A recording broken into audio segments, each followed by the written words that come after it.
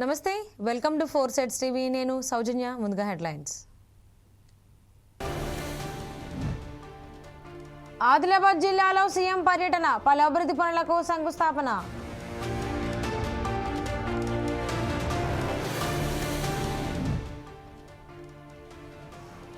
రైతుల్ని ప్రభుత్వం దాగా చేస్తోందన్న జగన్, సూపర్ 6 హామీలు కాలేదని ఫైర్.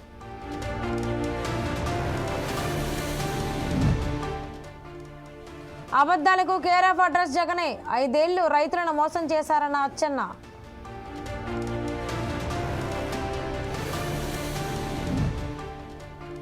భూ స్కామ్ పై పోరాటం కొనసాగిస్తామన్న కేటీఆర్, ప్రభుత్వ భూదోపిడిని అడ్డుకోవాలని పిలుపు.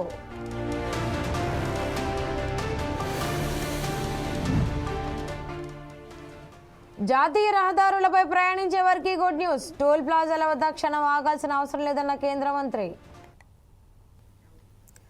ఎర్లీ బర్డ్ ప్రోత్సాహకాల కింద 6 కంపెనీలకు రాష్ట్ర పెట్టుబడుల ప్రోత్సాహక బోర్డు ఆమోదం తెలిపింది. పెట్టుబడులపై పోర్టల్ ఏర్పాటు చేసి పర్యవేక్షించాలని నిర్ణయించారు. నిర్ణీత కాల పరిమితిలో ఎంఓయూల అమలుకు వీలుగా చర్యలు చేపట్టాలని తీర్మానించారు. సచివాలయంలో సీఎం చంద్రబాబు అధ్యక్షతన 13వ SIPB సమావేశం జరిగింది. 26 కంపెనీలకు చెందిన 20,000 కోట్ల రూపాయల మేర పెట్టుబడుల ప్రతిపాదనలపై చర్చ జరిగింది. Energy, IT, tourism, food processing వంటి రంగాల్లో పెట్టుబడులకు ఆమోదం తెలిపింది. 8.29 లక్షల కోట్ల రూపాయల పెట్టుబడులకు SIPB ఆమోదం తెలిపింది. 7.62 కోట్ల మందికి ప్రత్యక్షంగా ఉద్యోగాలు లభించేలా ప్రభుత్వం చర్యలు తీసుకుంటోంది. దావోస్ ఫోరంకు ముందే వీలైనన్ని శంకుస్థాపనలు జరగాలని SIPB నిర్ణయించింది. 1000 కోట్లకు పైగా పెట్టుబడులకు డెడికేటెడ్ అధికారిని ప్రభుత్వం నియమిస్తుంది. స్పీడ్ ఆఫ్ డూయింగ్ బిజినెస్ అమలు చేసేలా చర్యలు తీసుకుంటోంది. పర్యాటక రంగంలో 20,000 కోట్ల రూపాయల పెట్టుబడులకు MOUలు జరిగాయి.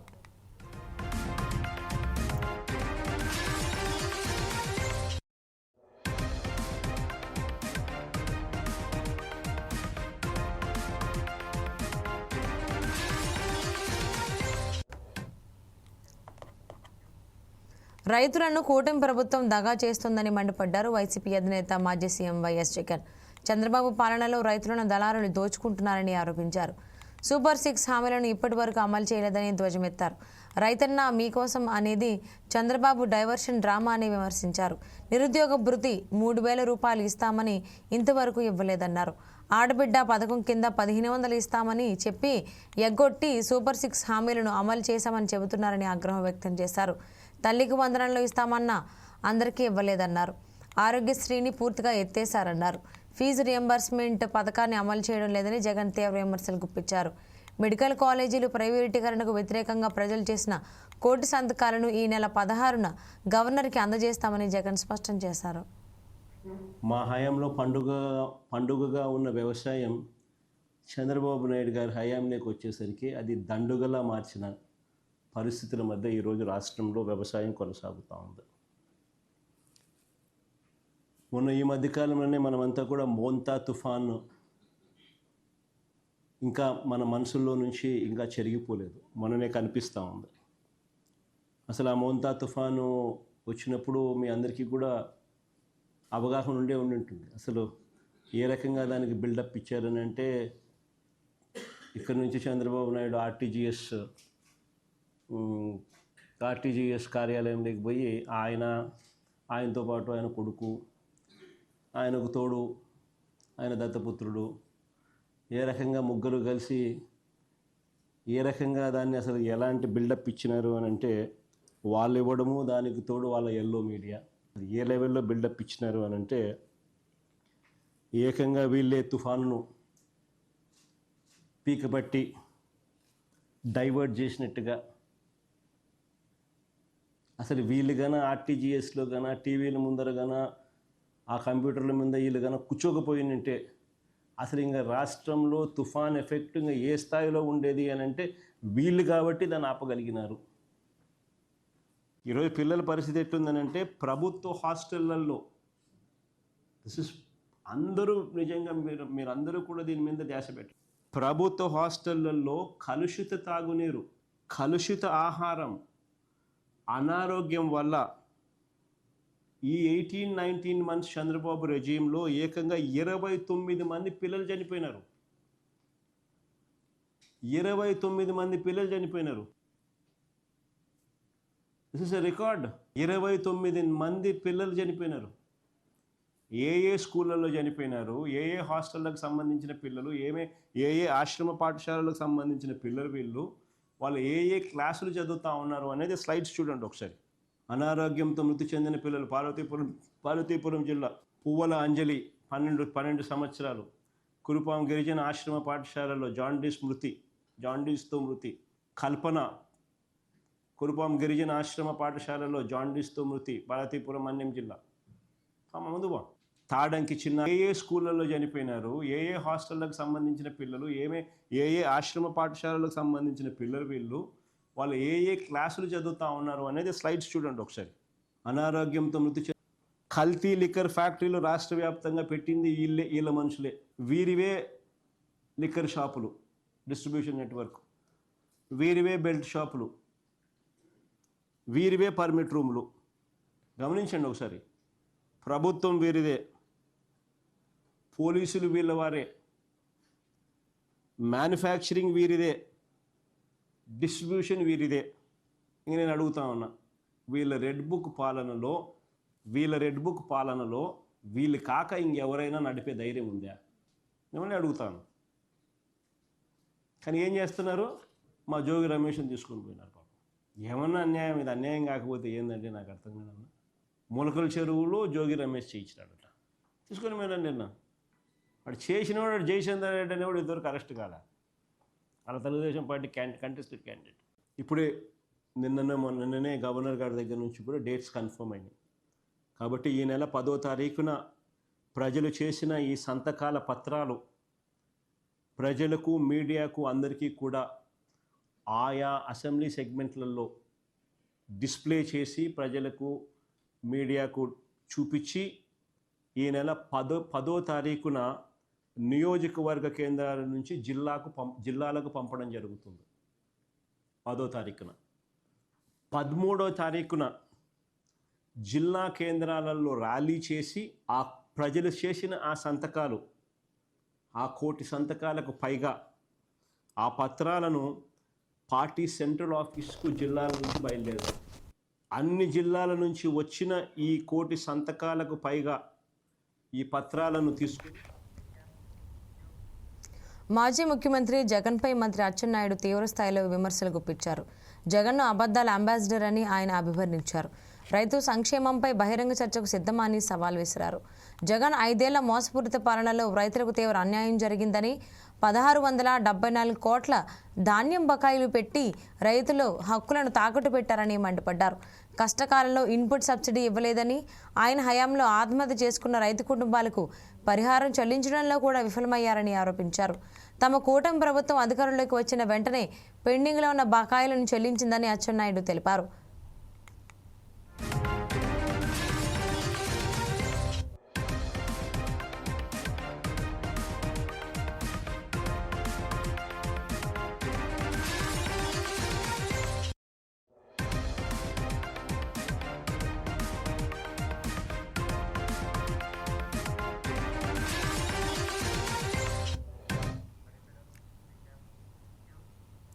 పారిశ్రామిక భూములను చౌకధరకు ప్రైవేట్ వ్యక్తులకు కట్టబెడుతున్నారని బీఆర్ఎస్ వర్కింగ్ ప్రెసిడెంట్ కేటీఆర్ ఆరోపించారు. పారిశ్రామిక భూముల బదలాయింపు అంశంపై బీఆర్ఎస్ నిజ నిర్ధారణ బృందాలు క్షేత్రస్థాయిలో పర్యటించింది.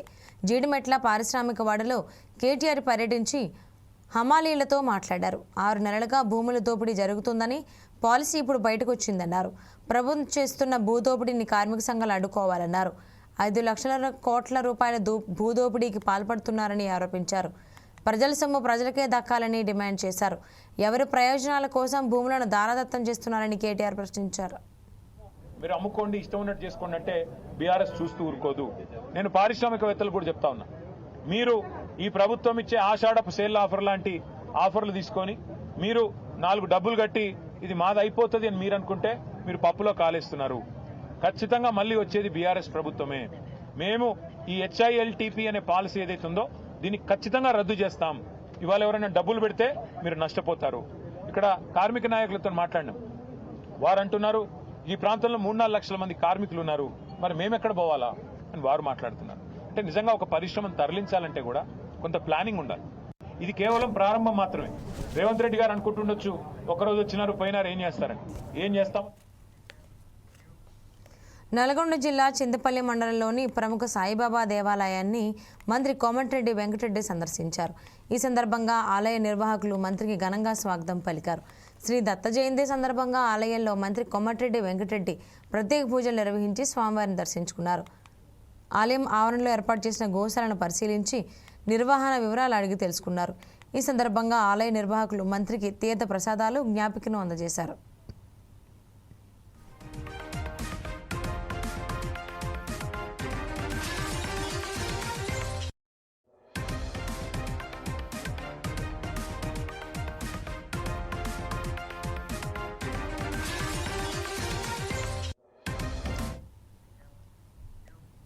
మంచిర్యాల జిల్లా దెండేపల్లి నామినేషన్లలో చోటు చేసుకున్న గందరగోళంపై మాజీ ఎమ్మెల్యే దేవాకర్రావు స్పందించారు. దండపల్లి నామినేషన్లో తమ పార్టీకి సంబంధించిన సర్పంచ్ అభ్యర్థిగా నామినేషన్ వేసిన మహిళను భయభ్రాంతులకు గురి చేశారని ఆయన ఆరోపించారు. నామినేషన్ ఉపసంహరణ సమయం ముగిసినా కూడా కాంగ్రెస్ పార్టీ నాయకులు పోలీసుల ఒత్తిడికి గురి చేశారని తెలిపారు. కాంగ్రెస్ నాయకులు ఇష్టారాజ్యంగా వ్యవహరించారని మండిపడ్డారు.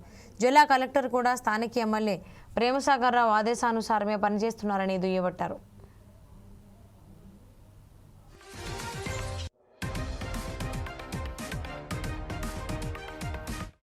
అభ్యర్థిని బలవంతంగా మా తరఫున నామినేషన్ అభ్యర్థిని బలవంతంగా వెనుక తలుపు నుంచి ప్రవేశం లోపలికి తీసుకొచ్చడానికి సహకరించిన వ్యక్తి, అదేవిధంగా ఆర్ఓ చివరికి రాత్రి 8:40 విత్డ్రా చేసుకున్న ప్రక్రియ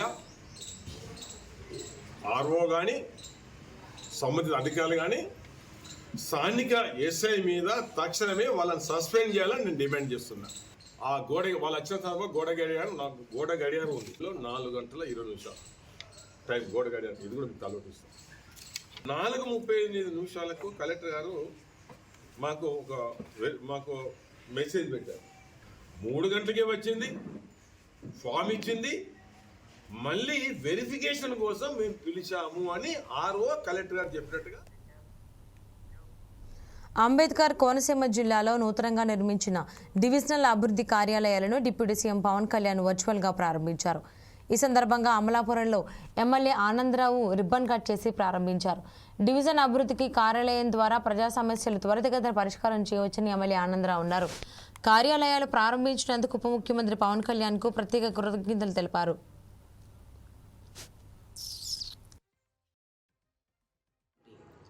ఉప ముఖ్యమంత్రి గారు కొణిదెల పవన్ కళ్యాణ్ గారి నేతృత్వంలో రాష్ట్ర స్థాయిలోని పంచాయతీరాజ్ వ్యవస్థలో డివిజన్ స్థాయిలో ఇప్పటివరకు ఒక ఆఫీసర్ అంటే ఎవరు ఉండేవారు.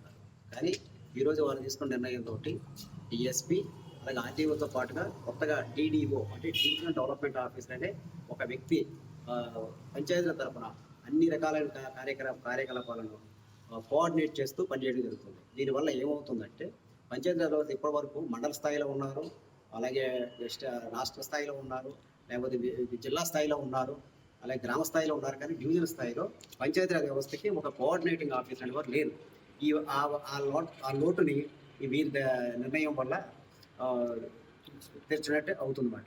అదేవిధంగా ఇప్పటివరకు కూడా మేము సాధారణంగా ఈ పోస్ట్ క్రియేట్ చేసి 3 years అయినప్పటికి కూడా, ఈ 4 years అయినప్పటికి కూడా ఇది బాగా పుంజుకోవడం కారణం ఏంటంటే ఇది Pawan Kalyan sir deputy CM అయిన తర్వాతే మా దాంట్లో చాలా రిఫార్మ్స్ తీసుకొస్తున్నారు.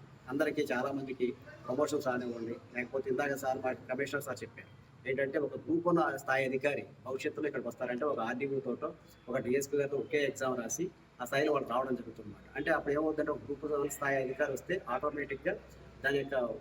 రాంబాబు అండి, నేను డిడిఓ కేటర్లోనే ఉన్నాను. ప్రస్తుతం అసిస్టెంట్ ప్రాజెక్ట్ డైరెక్టర్ డోమాగా అమలాపురం డివిజన్కి పనిచేస్తూ ఉన్నాను. నిజంగా ప్రభుత్వానికి మా పంచాయతీరాజ్ వ్యవస్థ తరఫున చాలా కృతజ్ఞతలు తెలియజేస్తూ ఉన్నాము. మేము 2007లో అంటే సుమారు 18 సంవత్సరాల క్రితం గ్రూప్ 1 ద్వారా సెలెక్ట్ అయ్యి వచ్చి మండలంలో ఎంపీడీఓగానే 17 సంవత్సరాలు చేశాము. మాతో పాటు మిగతా డిపార్ట్మెంట్లో జాయిన్ అయిన వాళ్ళందరూ కూడా ఎప్పుడూ జిల్లా స్థాయికి రాష్ట్ర స్థాయికి కూడా ప్రమోషన్స్ వచ్చి వెళ్ళడం జరిగింది. పంచాయతీరాజ్లో సరైన ప్రమోషన్ సిస్టమ్ లేకపోవడం వల్ల మేమందరం మండల స్థాయిలోనే దశాబ్దాల పాటు ఉద్యోగం చేయవలసి వచ్చింది. ఎంత బాగా చేసినా మానసికంగా చాలా డిప్రెషన్కి లోనయ్యేవాళ్ళు, ఉద్యోగపరంగా ప్రమోషన్ లేదనే విషయం. బట్ ఈరోజు 3-4 సంవత్సరాల క్రితం DDO పోస్ట్ క్రియేట్ చేశారు. కానీ ఈరోజు ఈ మన గౌరవ ఉప ముఖ్యమంత్రి వర్యుల వారు చాలా చక్కగా డివిజన్ స్థాయిలో ఒక మంచి ఆఫీస్ అనేది ఏర్పాటు చేసి దీనికి ఒక జాబ్ చార్ట్ క్రియేట్ చేసి నిర్మల్ జిల్లా ఎలంపల్లి గ్రామం వద్ద నూతనంగా నిర్మించిన పోలీస్ హౌసింగ్ క్వార్టర్స్ భవన సముదాయాలను డీజీపీ శివధర్ రెడ్డి ప్రారంభించారు. దీంతో పాటు నూతనంగా నిర్మించనున్న క్యాంపు కార్యాలయానికి ఆయన భూమి పూజ చేశారు. నిర్మల్కు చేరుకున్న డీజీపీ శివధర్ రెడ్డికి పోలీసు ఉన్నతాధికారులు పుష్పగుచ్చాలతో స్వాగతం పలికారు. అనంతరం పోలీసుల గౌరవ వందనం స్వీకరించారు. ఈ సందర్భంగా ఎస్పీ జానకి షర్మిలతో కలిసి నూతన భవనాలను ప్రారంభించి పరిశీలించారు. ఈ కార్యక్రమంలో ఎమ్మెల్యే ఏలేటి మహేశ్వర్ రెడ్డితో పాటు ఐజీ, కలెక్టర్ అభిలాష అభినవ్, పోలీసు ఉన్నతాధికారులు పాల్గొన్నారు.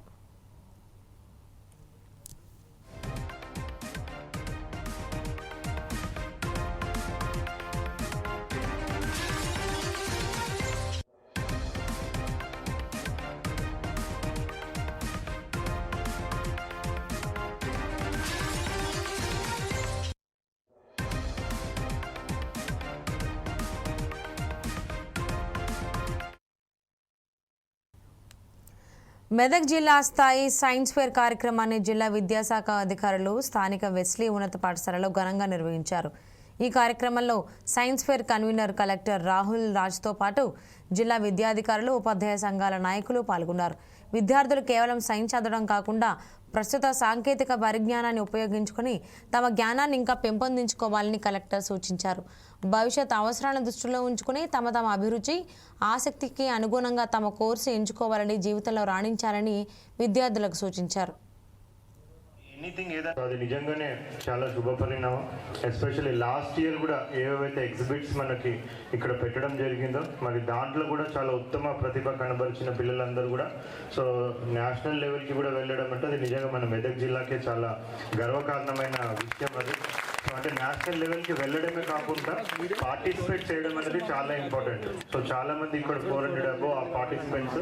సో మరి వాళ్ళందరూ కూడా పార్టిసిపేట్ అవుతా ఉన్నారు. సో అందరు నేషనల్ లెవెల్కి వెళ్ళకపోయినా కానీ సో వాళ్ళు ఒక ఫస్ట్ స్టెప్ తీసుకొని సో ఒక మంచి దీంతో వాళ్ళు పార్టిసిపేట్ చేస్తారు కాబట్టి అది కంపల్సరీ వాళ్ళ ఫ్యూచర్లో చాలా హెల్ప్ అవుతుంది. సో అదేవిధంగా పార్టిసిపేట్ చేసిన వాళ్ళు కాదు, సో ఎంతో మంది ఎంతూజియాస్టిక్గా ఉంటారు, పార్టిసిపేట్ చేద్దాం అనుకుంటారు. బట్ మన దగ్గర ఉన్న టైం కాన్స్టెంట్ లేకపోతే ప్లేస్ కాన్స్టెంట్ వల్ల కొన్నిటిని మనం సెలెక్ట్ చేయాల్సి వస్తుంది. బట్ ఎవరెవరైతే పార్టిసిపేట్ చేద్దాం అనుకొని చేయలేదో మరి వాళ్ళకు కూడా ఆలోచన రావడం కూడా చాలా ముఖ్యంగా ఇంపార్టెంటే. అదేవిధంగా ఇక్కడికి వచ్చిన వాళ్ళందరూ సో పార్టిసిపేట్ చేయకపోయినా కానీ సో వేరే వాళ్ళు చేసినది ఏ విధంగా చేస్తారని చూసి మరి దాన్ని చూసి నేర్చుకొని మరి అయినటువంటి ఉపాధ్యాయులు, విద్యార్థులు, వాళ్ళ శాస్త్రవేత్తలు మీ అందరికీ తెలుసు ప్రతి సంవత్సరం మన జిల్లా కేంద్రంలో చాలా అంగరంగ వైభవంగా వైజ్ఞానిక ప్రదర్శన నిర్వహించుకుంటాం. గత సంవత్సరం ఇదే వేదికలో నిర్వహించుకున్నటువంటి సందర్భంలో మన జిల్లా నుండి సుమారు 6 ప్రాజెక్టులు సౌత్ ఇండియా సైన్స్ ఎగ్జిబిషన్కు, మొన్నటికి మొన్న 2 ప్రాజెక్టులు జాతీయ స్థాయి ప్రదర్శనలో కూడా పాల్గొనడం. మరి దీనికి మన జిల్లాలో ఉన్నటువంటి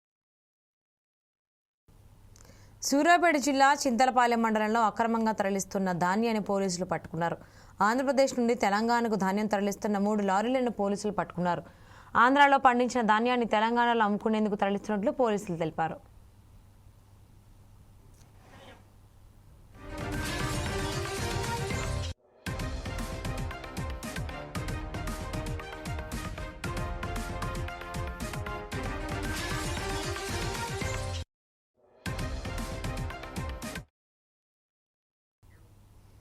జాతీయ రహదారులపై ప్రయాణించే వారికి కేంద్రం గుడ్ న్యూస్ చెప్పింది.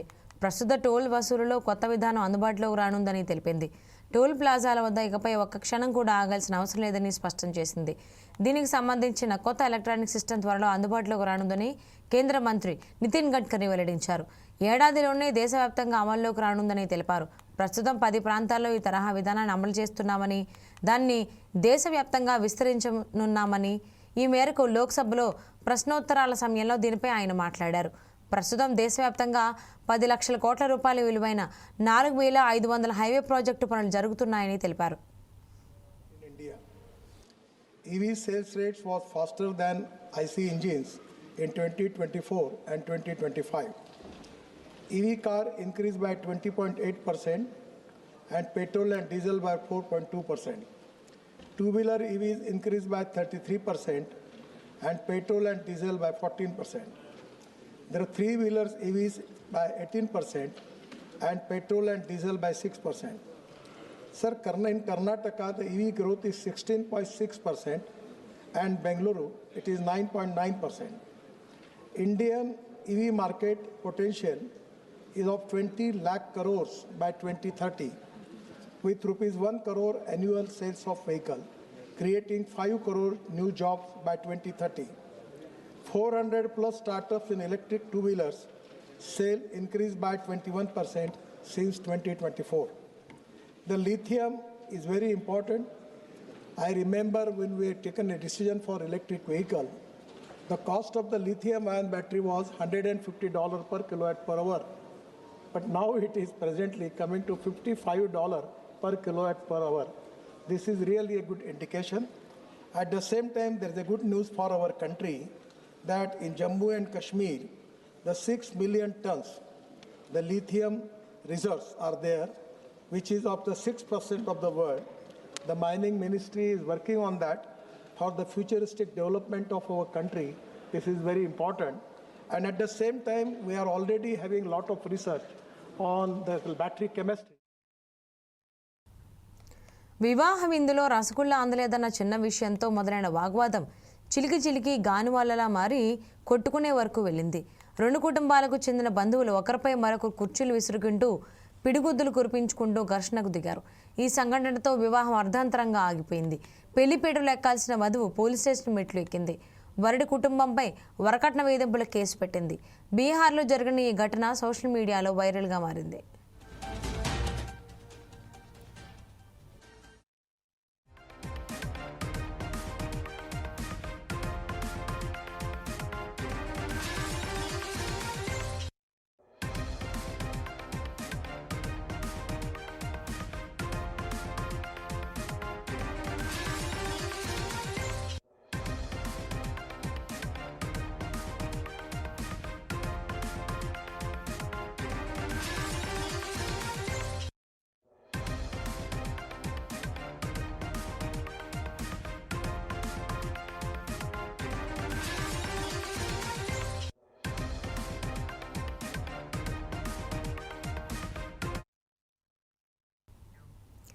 కూటమి ప్రభుత్వం వచ్చిన తర్వాత అభివృద్ధి సంక్షేమం పైన మాత్రమే దృష్టి పెట్టారని యలమంచిలి జనసేన ఎమ్మెల్యే సుందరపు విజయ్ కుమార్ అన్నారు. విశాఖపట్నం ద్వారకానగర్లో పౌర గ్రంథాలయంలో ఏర్పాటు చేసిన మీడియా సమావేశంలో ఆయన మాట్లాడుతూ వైసీపీ వ్యక్తులు విమర్శలు చేస్తున్నారని మండిపడ్డారు. పేరుని నాని శాపనార్థాలు పెడుతున్నారని, వైసీపీ నాయకులు అభివృద్ధిని తట్టుకోలేకపోతున్నారని, గత 5 సంవత్సరాల్లో కూల్చివేతలే చేశారని అన్నారు. కూటమి ప్రభుత్వం హయాంలో కక్ష సాధింపులు లేవన్నారు. మన కళ్ళు కూడా పడతాయి, ఎందుకంటే ఎంత గ్రీనరీ అని అర్థం చేసుకోండి. ఆ ఉద్దేశంతో, పాజిటివ్ ఉద్దేశంతో అన్నారు కానీ ఎవరిని కించపరచడానికి ఇంకోటి అనలేదు. డెఫినెట్గా మన గోదావరి జిల్లా అంటే మనకి చాలా ప్రౌడ్ ఫీల్ అవుతాం. గోదావరి జిల్లాలో మరి అంత ప్రౌడ్ ఫీల్ అయినప్పుడు, ఈరోజు సమస్యలతో ఉన్నప్పుడు డెఫినెట్గా ఎవరికైతే గోదావరి జిల్లాలంటే ఇష్టం ఉన్నాలో వాళ్ళు బాధగా ఉంటుంది. దాంట్లో అన్ని సమస్యలు ఉన్నాయి. దాని మీద అన్నారు కానీ దీన్ని పెద్దగా చేయాల్సిన పని లేదు. ఇంక పని పాటు లేకపోతే ఎవడో ఏదో మాట్లాడుకుంటాడు. ప్రపంచవ్యాప్తంగా ఉన్నది. ఈరోజు అలా విశాఖపట్నాన్ని గూగుల్ ప్రపంచవ్యాప్తంగా విశాఖపట్నాన్ని ఐడెంటిఫై చేశారు బెస్ట్ సిటీ అని. కాబట్టి మేము ఇక్కడికి వస్తామన్నారు, మనం ఆహ్వానించాం. కాబట్టి ఆయనకి కనపడలేదు ఉత్తరాంధ్ర నాయకుడు. మా అందరికీ ఉత్తరాంధ్ర నాయకులందరికీ, అన్ని పార్టీల వ్యక్తుల్లో అందరికీ సీనియర్ అతను. ఆయన మేము గౌరవిస్తాం. ఆయనకి కొంచెం చూసి అన్న బొత్స సత్యనారాయణ గారు మన ఉత్తరాంధ్రాన్ని, మన విశాఖపట్నాన్ని ప్రపంచవ్యాప్తంగా ఉన్న గూగుల్ సెంటర్ ఐడెంటిఫై చేసి. ఇవి bulletin updates. Keep watching 4 Sides TV.